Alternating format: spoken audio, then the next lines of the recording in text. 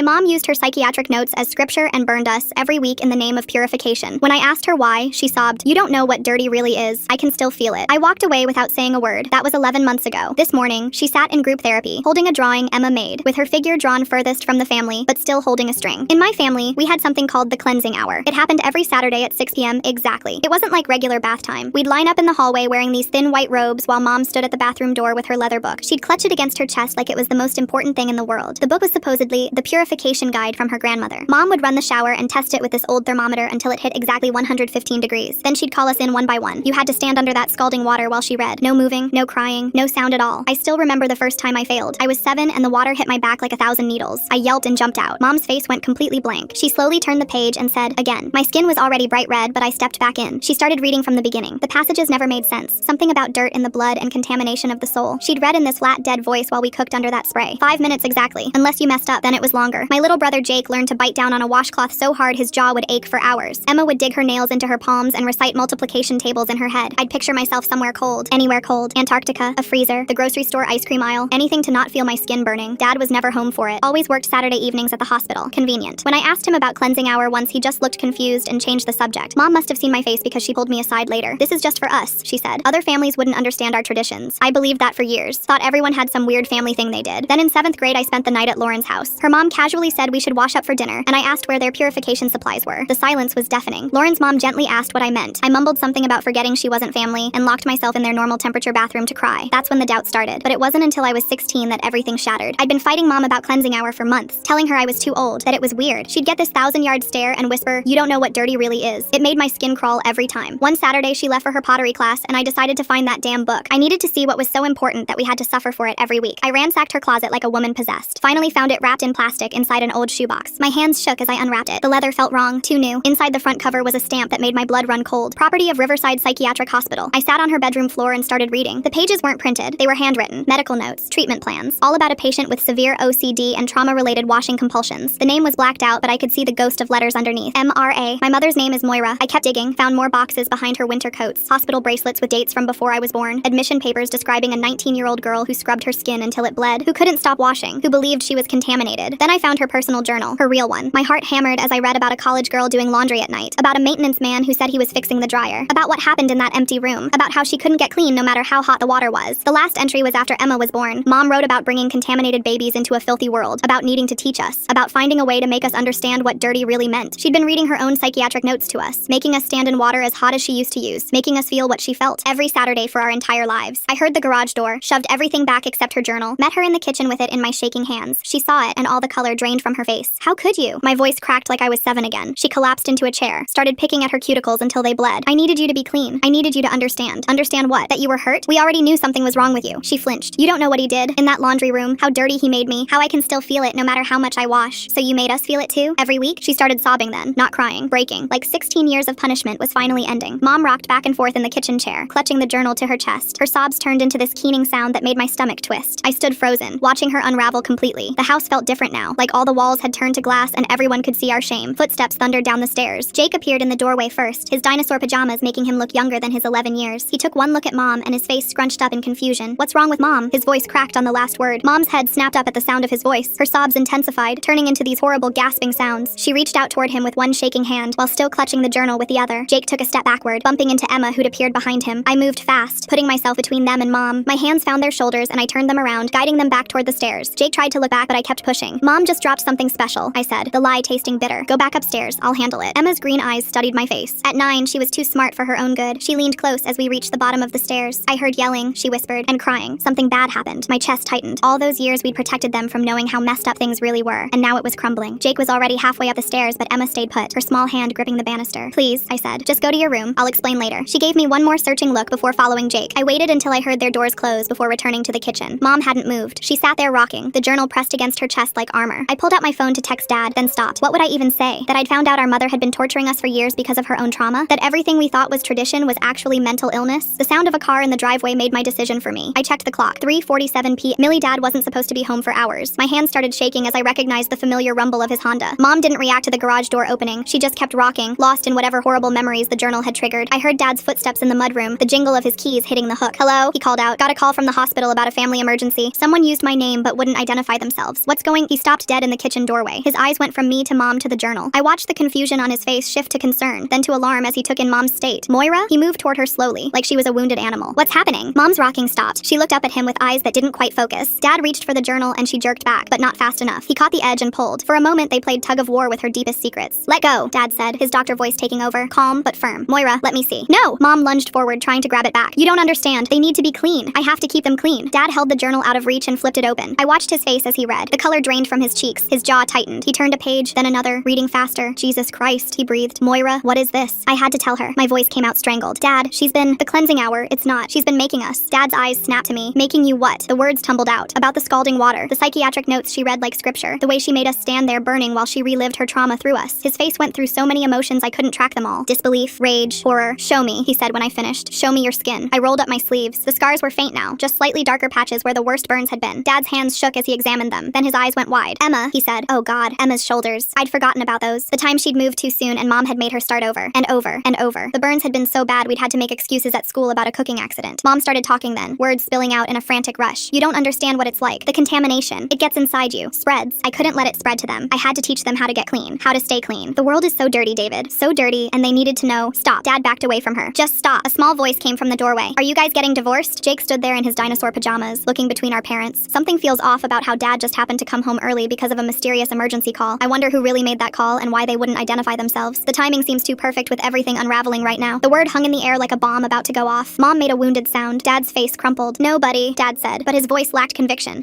We need to figure some things out. You're getting divorced, Jake said. Not a question this time. Tommy's parents yelled like this before his dad moved out. Emma appeared beside him. She'd changed into jeans and a sweater, like she was preparing for something. Too smart for her own good. Dad ran his hands through his hair. Kids, you're going to stay at Grandma's tonight. No! Mom shot up from her chair. They can't leave. It's not safe. She doesn't understand the protocols. The contamination. There is no contamination. Dad's voice rose. There's no protocol. There's just you hurting our children because someone hurt you. Mom flinched like he'd slapped her. Jake started crying. Emma grabbed his hand. I helped Dad pack bags while Mom followed us around the house, begging and pleading. She kept talking about safety and cleanliness and protection. Dad's jaw stayed clenched the whole time. When we loaded into the car, Mom tried to block the driveway with her body. Please, she said. They're not safe out there. Only I know how to keep them safe. Dad inched the car forward until she had to move. I watched her in the side mirror as we drove away. She stood in the driveway getting smaller and smaller, her arms wrapped around herself like she was trying to hold something in. Grandma lived 20 minutes away in a tidy ranch house that always smelled like cinnamon. She met us at the door already in crisis mode. Must have gotten Dad's call. She hugged each of us kids, murmuring soothing nonsense. Why don't you three go get settled, she said. Guest room and the pull-out in the den. Emma went straight to the bathroom. Through the thin walls, I heard the water running and running and running. Grandma noticed too. She knocked gently. Everything okay, sweetheart? Just washing my hands, Emma called back. Grandma's face changed. She pushed the door open. Emma stood at the sink with her hands under the tap, steam rising. The water was turned as hot as it would go. Oh, honey, Grandma said. That's too hot. You'll hurt yourself. Emma yanked her hands back, but I'd already seen how red they were. I like it hot. It gets you cleaner. Grandma turned the tap to cool and guided Emma's hands back under. Cold water cleans just as well. Who told you it had to be hot? Emma looked at me, then at the floor. Sunday baths are supposed to be hot. Mom says, Sunday baths? Grandma's voice sharpened. What Sunday baths? The silence stretched out. Emma picked at a hangnail, a gesture so like Mom it made my chest hurt. Finally, I answered. Every Saturday at 6. Mom calls it the cleansing hour. Grandma's face went white. She sat down hard on the edge of the tub. How long? Always, Jake said from the doorway. Since forever. Dear God, Grandma whispered. I knew she was particular about cleanliness after college, but I never. Why didn't you tell someone? Mom said other families wouldn't understand our traditions, I said. Grandma made a sound like she'd been punched. She gathered us all into a hug that smelled like cinnamon and laundry soap. Normal things. Safe things. Dad stayed for another hour, talking to Grandma in hushed tones in the kitchen. I caught fragments. Mandatory reporter, child services, psychiatric evaluation, words that made everything real in a way it hadn't been before. After he left, we tried to pretend things were normal. Grandma made grilled cheese and tomato soup. We watched a movie, but Emma kept checking the locks on the doors. Jake wouldn't sit with his back to the windows, and I kept waiting for Mom to show up and drag us back to that house of scalding water and psychiatric scripture. That night, Emma's screams woke the whole house. I found her thrashing in the guest bed, soaked in sweat, crying about drowning, about water too hot to breathe, about being dirty forever. I held her while she sobbed, feeling the weight of what Mom had done settling into my bones. The damage went so deep, deeper than skin, deeper than scars. It's okay, I lied. You're safe now. But Emma's fingers found the faded burns on her shoulders, tracing them like a map of our mother's madness. I can still feel it, she whispered. The water, I can always feel it. In the morning, Jake wouldn't shower. Grandma found him standing outside the bathroom in his pajamas, staring at the door like it might bite him. She didn't force it, just gave him a pack of wet wipes and told him that was fine for today. I found her crying in the kitchen afterward, silent tears rolling down her cheeks as she made breakfast. She wiped them away when she saw me. I should have known, she said. The signs were there. I just thought she was particular. My phone buzzed. Mom, again, the 15th text since we'd left. Please come home. Dad doesn't understand the danger. You're not safe there. The contamination will spread. Please, I'm trying to protect you. I deleted it without responding, but the words stuck in my head. Protection. That's what she thought she'd been doing all those years. Protecting us from something that only existed in her broken mind. Dad picked us up after lunch to take us to a therapist. Jake threw a massive tantrum in the driveway, screaming that he wasn't crazy, that he didn't need a shrink, that this was all Mom's fault, and why should should he have to go? You're not crazy, Dad said, wrestling him into the car. None of you are. But sometimes when bad things happen, it helps to talk to someone. Mom's the crazy one, Jake shouted. Make her go. The waiting room had cheerful yellow walls and toys for younger kids. I recognized another family from school, the Hendersons. Their daughter was in Emma's grade. The shame burned hotter than any shower as they carefully didn't look at us. We each went in alone. I lied, minimized, said it wasn't that bad. The therapist, a woman with kind eyes and gray hair, took notes and nodded, but I could see she wasn't buying it. Through the thin walls, I heard Emma in the next room, her little voice describing everything in brutal detail. The temperature, the timer, the way Mom's voice went flat when she read, the way the water felt like burning alive but you couldn't move or it would start over. Sometimes I still feel dirty, Emma said, like it's inside me and won't come out no matter how hot the water is. When we came out, the therapist pulled Dad aside. I heard her saying words like trauma bonding and normalized abuse and learned behaviors. Dad's face got grayer with every word. The drive back to Grandma's was silent except for Jake asking if Mom was going to jail. Dad's hands tightened on the steering wheel. I don't know, he said finally. I don't know what's going to happen, but I knew. Sitting in that car with my damaged siblings and my shattered father, I knew. Our family was broken, had been broken for years. We just hadn't known it. The water had washed away more than dirt. It had washed away trust and safety and all the normal things families were supposed to have. And no matter how hot we made it, we'd never get clean of what she'd done to us. The sound of Mom's car engine idling outside Grandma's house at 3 in the morning jolted me awake. I crept to the window and saw her sitting there, headlights off, just watching. My hands trembled as I texted Dad. He called the police, but by the time they arrived, she'd driven away. The officer took notes and explained that without direct threats, they couldn't do much. I watched him leave, feeling the weight of Mom's obsession pressing against the windows. Grandma found the address scribbled on a napkin the next morning. Mom had gotten it from the school's emergency contact forms. She changed all the locks that day, her hands steady despite the fear in her eyes. Emma watched from the couch, methodically washing her hands with sanitizer every few minutes until the skin cracked. School became a minefield. My English teacher, Mrs. Catherine, pulled me aside after class, noting the dark circles under my eyes and my inability to focus. She offered to talk, her voice gentle but probing. I mumbled excuses about family stress and fled to the bathroom, where I found Emma at the sink, water running hot enough to fog the mirror. The school nurse was already on her way. Mom's texts evolved into something more disturbing. Photos of bacteria under microscopes flooded my phone, magnified images of germs with captions about contamination spreading through unwashed skin, each message more frantic than the last. I showed them to Dad, who immediately contacted his lawyer. The emergency custody paperwork felt like betrayal typed out in legal terms, emotional abuse and psychological harm, reducing our family to checkboxes on official forms. Catherine, Mom's pottery class friend, called that evening. Her voice was concerned as she explained that Mom hadn't attended class in 3 months, but kept paying the monthly fee. She'd told everyone she was too busy with family activities. Another lie exposed, another piece of Mom's carefully constructed facade crumbling. I spent hours scrolling through Mom's social media history that night. Hidden in private groups for OCD support, she'd been describing the cleansing hour as a protective measure. Other members praised her dedication to keeping her children safe from contamination. They validated her fears, reinforced her delusions. She'd found an echo chamber that told her she was right. Emma's behavior at school deteriorated rapidly. The nurse called Dad after finding her in the bathroom, hands bleeding from excessive washing. She'd been using the hottest water available, scrubbing until the skin peeled. When asked why, Emma just kept repeating that she felt dirty inside, that the contamination was spreading. Dad left work immediately. Why does Mom keep sending those germ photos to her own child? That seems like such a strange way to try to convince someone to come back home right now. Jake's sessions with the school counselor revealed the depth of his confusion. He told her he missed Mom but was terrified of her. He loved her but didn't want to go home. The counselor documented his conflicted attachment, noting how he'd flinch when discussing water or cleanliness, but still drew pictures of our family together. The package appeared on our doorstep during what should have been Mom's supervised visitation time. Dad found it returning from work, white robes, neatly folded, with a note about maintaining purity. I grabbed them while my siblings slept and threw them in the apartment building's incinerator. Watching the fabric burn, ash floating up the chimney, I thought about purification and what it really meant. Dad's boss suggested he take family leave after Mom called his workplace repeatedly, claiming he'd kidnapped us. She'd convinced the receptionist she was calling about a medical emergency, only to launch into accusations about contamination and unsafe environments. His colleagues looked at him differently now, whispered in the break room. Our family's dysfunction had spread beyond our walls. The school implemented mandatory weekly check-ins for all 3 of us. Emma's sessions produced disturbing artwork, pictures of fire and water, stick figures drowning in red waves. The counselor kept them in a special file that grew thicker each week. Jake drew houses with no doors, families separated by thick black lines. Mom's stalking escalated. She followed the school bus one morning, waving frantically at Jake through the window. He ducked down, crying so hard the driver had to pull over. Other kids stared and whispered. By lunch, everyone knew Jake's mom was the crazy lady who chased the bus. The principal banned her from school property that afternoon. Her meltdown at the school gates made things worse. She screamed about contaminated cafeteria food, about bacteria in the water fountains, about the filth we were exposed to daily. Security had to escort her off the premises while my classmates watched through classroom windows. I wanted to disappear, to melt into the floor and never resurface. Grandma's house became our refuge, but even there, the past haunted us. I found Mom's college yearbook in a box of old photos. Her freshman year smile was bright, genuine. By sophomore year, she'd disappeared from group photos, her individual portrait showing hollow eyes and a forced smile. The transformation was stark, before and after her assault, though I only knew that from context. Dad finally admitted he'd noticed Mom's quirks early in their marriage. The way she'd rewash already clean dishes, how she'd shower twice after going anywhere crowded. He'd thought they were preferences, maybe mild germophobia. He'd never imagined she was reliving trauma, never suspected the depth of her compulsions. Family therapy turned explosive when Jake announced he hated Mom. Emma immediately defended her, insisting she was just trying to protect us. They screamed at each other while the therapist took notes. I sat between them, understanding both perspectives, hating that I could see Mom's humanity even as I recognized her abuse. The session ended with Jake in tears and Emma refusing to speak. The therapist explained privately that trauma could lie dormant dormant for years before children triggered its resurgence. Dad's face crumbled as he realized Emma's birth had coincided with Mom's breakdown. The timeline was too precise to be coincidental. Mom's assault, her pregnancy, her escalating compulsions, all connected by invisible threads of unprocessed trauma. Late nights at Grandma's, I researched obsessively. Old newspaper archives revealed the campus assault that destroyed Mom's life. The dates aligned perfectly. 9 months before Emma's birth. Mom had carried her rapist's child, though DNA tests years later proved Emma was Dad's. But trauma didn't care about biological facts. In Mom's broken mind, contamination had taken root. The breaking point came when Mom entered our house while we were at therapy. Dad found her in the bathroom, adjusting the shower temperature with her old thermometer. She'd used her key, the one Dad forgot she had. The bathroom smelled like bleach. She'd been cleaning, preparing for our return to the ritual. Police finally had enough to arrest her for breaking and entering. We watched from Grandma's living room window as they led Mom away in handcuffs. She looked small in the back of the police car, her face pressed against the window, mouthing words we couldn't hear. Jake turned away, but Emma watched until the car disappeared. I stood between them, feeling the family fracture along invisible fault lines. Dad signed papers for Mom's psychiatric evaluation as her next of kin. His hands shook as he wrote his name, authorizing doctors to examine the woman he'd loved, to medicate her, to keep her from us. Each signature felt like another nail in our family's coffin. The social worker explained it was necessary, but necessary had never felt so much like betrayal. Emma stopped eating. She pushed food around her plate, claiming contamination. No amount of reassurance could convince her the food was safe. Her ribs started showing through her shirts. The pediatrician mentioned hospitalization if her weight dropped further. Dad aged years and days, gray spreading through his hair like ash. Small victories felt monumental. Jake took a normal shower at Grandma's, water at a reasonable temperature, no counting required. We celebrated quietly, afraid to jinx it, but progress wasn't linear. I found him in the bathroom days later, hand under running water, counting slowly to 30 like Mom used to make us. Old habits died hard, especially those carved into us by trauma. My first visit to Mom at the psychiatric facility was surreal. She sat across from me in a sterile visiting room, medicated but still fixated on purification. She explained calmly how the doctors didn't understand the importance of cleanliness, how they were letting contamination spread. Her words were measured, rational sounding if you didn't know the context, but her eyes held the same fervent belief that had driven her to burn us. Dad tried explaining Mom's condition to us in age-appropriate terms. Mental illness like a broken bone that needed time to heal. Medication like a cast for her mind. Recovery possible but requiring years of treatment. Jake asked if she'd ever be normal. Dad couldn't answer. None of us knew what normal meant anymore. The night Dad cried changed everything. We'd never seen him break down before. He sobbed at the kitchen table, admitting he'd failed to protect us, failed to see the signs, failed as a father and husband. We surrounded him, 3 damaged kids comforting their broken father. The reversal felt wrong but necessary. We were all victims of Mom's illness, even Dad. Grandma's confession came during a quiet moment folding laundry. She'd started seeing a therapist too, working through guilt about missing warning signs in Mom's childhood, the excessive hand washing after sleepovers, the panic attacks during health class, the way she'd scrub herself raw after swimming in public pools, red flags dismissed as quirks, symptoms mistaken for personality traits. I carried the unique burden of understanding. I could see Mom's perspective, the trauma that broke her, the compulsion to protect us from her own contamination. But I also felt our scars, remembered the scalding water, the fear, the confusion. Holding both truths felt like being torn in half. The therapist called it complex trauma, but labels didn't make it easier. The Guardian ad litem interview loomed. A stranger would determine our fate based on a few conversations. We practiced what to say, but Emma went off script, announcing she wanted to live with Mom despite everything. The Guardian's poker face gave nothing away as she documented Emma's trauma bond, visible in every desperate defense of our abuser. Mom's sister Claire flew in from Portland, a reunion 5 years in the making. She'd been cut off for suggesting therapy, banished for questioning Mom's rules. She brought printed emails, years of rejected attempts to reconnect, each one more desperate than the last. Another family relationship sacrificed to Mom's illness. The custody hearing approached like a storm system. Dad's lawyer documented everything, the burns, the psychiatric notes, the escalating behavior. Our life reduced to exhibits and evidence. I felt sick seeing photos of Emma's scarred shoulders projected on a courtroom screen, our trauma displayed for strangers to judge. Mom's parents arrived for the hearing, my grandfather muttering about family business being made public. They'd enabled her for years, dismissing concerns as overprotection. Now faced with evidence of abuse, they retreated into denial. Family loyalty twisted into complicity. They sat behind Mom in court, a united front against reality. Jake testified via closed-circuit TV, too scared to face Mom directly. His small voice echoed through speakers as he explained loving her but not feeling safe. The contradiction tore him apart, visible in every stuttered word. Mom watched the screen, tears streaming down her face, finally seeing the damage through her son's eyes. The court-appointed psychiatrist testified about treatment timelines with clinical detachment, years of therapy, medication adjustments, no guarantees. Mom's prognosis depended on factors beyond anyone's control. The judge took notes, reducing our family's pain to legal precedent. Justice felt cold in that sterile courtroom. Mom took the stand against her lawyer's advice. She broke down describing her assault, the contamination that followed, her desperate need to keep us clean. The courtroom shifted uncomfortably as she detailed her compulsions. I saw her clearly then. Not a monster, but a broken woman who'd broken us in turn. Victim and perpetrator, both and neither. Mom kept her key all this time? That's such a strange detail to overlook when Dad's trying to protect everyone. Makes me wonder what else he might have forgotten about in the middle of all this chaos. The judge granted Dad full custody with supervised visits pending Mom's treatment progress. Mom collapsed at the verdict, Claire and her parents surrounding her while court officers ushered us out. The hallway split into camps, Dad's family on one side, Mom's on the other. I stood in the middle, belonging nowhere. The drive to our new apartment passed in silence. Emma asked when we could see Mom again, her voice small and hopeful. Dad's hands gripped the steering wheel, knuckles white. The future stretched ahead, uncertain and frightening. We were safe from Mom, but not from what she'd done to us. That first night in our new home, I heard water running. Emma stood at the bathroom sink, testing the temperature over and over, trying to get it right. Not too hot, not too cold, but some impossible perfect medium that would make her feel clean. I watched her repeat the ritual Mom had taught us, trauma echoing through generations. expectations. The new school district meant fresh starts and curious stares. Dad enrolled us with hope that geography could erase history, but trauma traveled with us, packed between our clothes and books. Emma's new teacher called within a week about unusual bathroom behavior. The cycle continued in a new setting. Mom's first supervised visit at the family center felt like a performance. She brought antibacterial gel as gifts, unable to stop herself even under observation. The supervisor noted her continued fixation on cleanliness. Jake refused her hug, maintaining boundaries that broke her heart. She crumbled but didn't push, a small sign of progress. I started my own therapy, finally admitting what I'd hidden from everyone. Sometimes I missed the certainty of the ritual, the clear rules, the predictable schedule, the feeling of being clean, even if it came with pain. Chaos felt worse than abuse sometimes. The therapist didn't judge, just helped me untangle the web Mom had woven in my mind. Dad tried introducing us to Sarah from work 6 weeks after the custody verdict. She showed up for dinner with a nervous smile and homemade brownies. Jake immediately started talking about Mom's contamination theories while Emma demonstrated her hand-washing technique at the kitchen sink. Sarah's smile faltered as she watched Emma scrub her already raw hands. The evening ended with Sarah making polite excuses about an early meeting. Dad walked her to her car, shoulders slumped in defeat. The call about Grandma's stroke came during Emma's therapy session. Dad's face went gray as he listened to the doctor explain the severity. A blood clot, left side affected, prognosis uncertain. We rushed to the hospital, finding Grandma hooked to machines, her right hand moving weakly while her left stayed still. The restraining order meant Mom couldn't visit. Jake asked if Grandma was being punished for helping us. Nobody had an answer. Emma's hand-washing escalated after seeing Grandma in the hospital bed. Her therapist documented the regression, recommending residential treatment at a specialized facility. The brochures showed smiling kids in group therapy, peaceful grounds, structured schedules. Dad stared at them for hours, wrestling with the decision to send his 9-year-old daughter away. Emma overheard him on the phone with the intake coordinator and locked herself in the bathroom, water running for 40 minutes before we could coax her out. I found Jake in our bathroom at 2 in the morning, his hand under the faucet, lips moving silently, counting, just like Mom taught us. The water wasn't scalding, but the ritual remained, 30 seconds exactly. He jumped when he saw me, yanking his hand back like he'd been caught stealing. We stood there in the dark, both understanding the compulsion, neither able to stop it completely. Mom's letter arrived on a Tuesday, forwarded through her treatment facility. Her handwriting looked different, steadier, less frantic. She wrote about art therapy, about painting her feelings instead of washing them away. A photo fell out when I unfolded the pages. Mom standing next to an easel, her painting showing dark water gradually lightening to clear blue. Progress measured in brushstrokes. Dad discovered my secret visits when the facility called about updating the approved visitor list. I'd been going every other week, taking 2 buses to reach the psychiatric hospital. He confronted me in the kitchen, hurt radiating from every word. I tried explaining how I needed to see her getting better, needed to understand if healing was possible. He slammed his hand on the counter, making Emma flinch from across the room. The anger drained from his face immediately, replaced by exhaustion. Family therapy erupted into chaos when the therapist suggested discussing future contact with Mom. Jake screamed that he never wanted to see her again. Emma sobbed that Mom was sick, not evil. I sat silent, torn between protecting my siblings and acknowledging Mom's humanity. Dad tried mediating but ended up yelling too. The therapist called for a 2-week cooling period with individual sessions only. We left separately, the family unit fracturing further. Claire called with an offer that split us deeper. She could take Emma for the summer, get her away from triggers, work with specialists in Portland. Dad considered it seriously, desperate for solutions. Emma begged not to be sent away. Jake said it wasn't fair that Emma got to escape while he stayed. I threatened to run away if Dad split us up. The kitchen table became a battleground of competing needs and impossible choices. Mom's parents filed for grandparent rights, hiring an expensive lawyer who specialized in family law. They claimed Dad was alienating them from their grandchildren, denying their legal right to visitation. The paperwork arrived while Grandma was still in rehabilitation, learning to walk again. Dad threw the papers across the room, then spent an hour picking them up, smoothing out the creases. Another court battle loomed, another round of strangers deciding our fate. Emma's crisis came suddenly. I found her in the bathroom at dawn, skin scraped raw from a pumice stone, blood mixing with water in the sink. She'd been trying to remove the contamination Mom always talked about, scrubbing until she hit living tissue. The infection risk was serious. Dad bundled her into the car while I stayed with Jake, who watched from his bedroom doorway, face blank with shock. The hospital kept Emma for a week. Antibiotics for the infection, psychiatric evaluation for the self-harm. Mom somehow learned about the hospitalization and showed up during her supervised community time, pressing her face against the hospital windows, searching for Emma's room. Security removed her, but not before I saw her face. Desperate, broken, still trying to protect us from invisible threats. Another violation of the visitation agreement. Another mark against her recovery. I screamed at Mom through the hospital's glass doors, months of suppressed rage erupting. She froze on the sidewalk, watching her oldest child tell her to stop, to leave us alone, to accept what she'd done. My voice cracked on the accusations. Her face crumpled, but she didn't argue, didn't defend herself. She just stood there absorbing my anger until security escorted her to the parking lot. The last thing I saw was her shoulders shaking as she walked away. Jake found me later, whispering questions about Emma's condition. He'd overheard Mom during a supervised visit talking about the dirty world, about contamination spreading. He wanted to know if Emma would die from the infection, if the dirt had finally gotten inside her like Mom always warned. I held him while he cried, feeling the weight of Mom's delusions crushing another generation. Dad's breakdown happened in the hospital chapel. I found him talking with the chaplain, a gentle woman who just listened as he poured out years of guilt. He'd been at work every Saturday during cleansing hour. He'd dismissed Mom's quirks as harmless. He'd failed to protect his children from their own mother. The chaplain didn't offer platitudes, just sat with him in his pain. I backed away, giving him space to grieve the family we'd never really been. Mom's therapist arranged an emergency family session after Emma's hospitalization. She explained that Emma needed to hear Mom take responsibility, needed to see accountability to begin healing. Mom sat across from us in the sterile meeting room, medication keeping her steady but not erasing the pain in her eyes. She looked at Emma's bandaged hands and something shifted in her expression. The words came slowly at first. Mom admitted she'd been wrong. No excuses about contamination or protection, just acknowledgement that she'd hurt us, that her illness had become our trauma. Emma asked why she'd done it if she loved us. Mom explained without defending, talked about her own assault and how it had twisted her mind. She didn't ask for forgiveness, just understanding. Jake finally cried, months of held-back emotion flooding out. We sat in that room, broken people trying to find a way forward. The therapist suggested a symbolic breaking of the ritual. Each family member would throw away something connected to cleansing hour. Dad went first, tossing the old thermometer Mom used to test water temperature. Jake threw in a washcloth, the kind he used to bite. Emma added a bottle of antibacterial gel. I contributed pages from Mom's psychiatric notes I'd kept hidden. Mom watched us destroy the artifacts of her compulsion, tears streaming silently. Mom made a choice that surprised everyone. She voluntarily extended her treatment, choosing to stay in the facility even though her mandatory hold was ending. She wanted to be sure, she explained. Sure she was stable, sure she wouldn't relapse, sure she could be around us without causing more harm. The sacrifice meant missing more of our lives, but she finally understood that our safety mattered more than her need to be near us. Dad apologized to us formally, acknowledging his role in enabling Mom's behavior through ignorance. He should have asked questions, should have been present, should have noticed the signs. We didn't offer easy forgiveness, but we acknowledged his words. Healing required honesty from everyone, even those who'd failed through inaction rather than illness. I helped my siblings create new traditions to replace what Mom had taken. Sunday became movie night, with popcorn made at normal temperatures and no rituals required. We picked comedies, nothing with water or washing or family dysfunction. Jake chose superhero films. Emma preferred animated features. I just wanted to see them smile without checking the clock or fearing what came next. 3 months passed. Mom earned her first unsupervised visit through consistent treatment compliance and behavioral progress. We met at a neutral location, a park with open spaces and easy exits. The hugs felt awkward, tentative. Mom kept her hands visible, didn't mention cleanliness once. She asked about school, about friends, about anything except water or washing or contamination. Progress measured in normal conversations. Emma showed Mom a drawing from art therapy, a family portrait with everyone holding hands but standing at different distances. Mom studied it carefully, noting how Emma had drawn her the furthest away but still connected. They talked about boundaries, about love existing alongside necessary distance. Jake played on the swings, watching us from afar, not ready to engage but no longer running away. The visit ended with planning for the next one. Mom accepted our conditions without argument. Public spaces only. No gifts related to cleaning. No discussions of contamination. Dad would decide frequency based on our comfort levels. She agreed to everything, understanding that rebuilding trust would take years, if it happened at all. 1 year after the journal discovery, we gathered for Emma's birthday. Mom attended, taking her medication faithfully, continuing therapy, respecting every boundary we'd established. She watched Emma blow out candles on a cake they'd baked together during a supervised visit. Jake actually laughed at something silly Dad said. I documented the moment with my phone, capturing our imperfect family choosing to heal rather than perpetuate cycles. The water in our new house ran at whatever temperature anyone wanted. Hot for Dad's showers, lukewarm for Jake's quick washes, cool for Emma's sensitive skin. No timers, no counting, no rituals, just water serving its purpose without the weight of trauma. Sunday had become just another day, marked by chosen gatherings rather than forced purification. We bore scars, visible and hidden. Trust remained fragile. Some days were harder than others. Emma still occasionally checked water temperature obsessively. Jake still counted sometimes. I still felt the phantom burn of too hot water during stress. Mom still fought her compulsions daily. Dad still carried guilt. But we'd chosen recovery over repetition, understanding over abandonment, difficult healing over easy destruction. The journey toward wholeness stretched ahead, long and uncertain. Mom might relapse, we might struggle. The damage went deep, woven into our foundations. But in that moment, watching my family exist imperfectly together, everyone committed to breaking the cycle, I felt something I hadn't experienced in years. Not safety, that would take time. Not forgiveness, that remained complicated. But possibility. The possibility that trauma didn't have to be inherited, that patterns could be broken, that even the deepest wounds might eventually heal. Each small normal moment felt like victory against the generational trauma that had nearly drowned us all. Thanks for getting to the end of the story. Like for more just like this.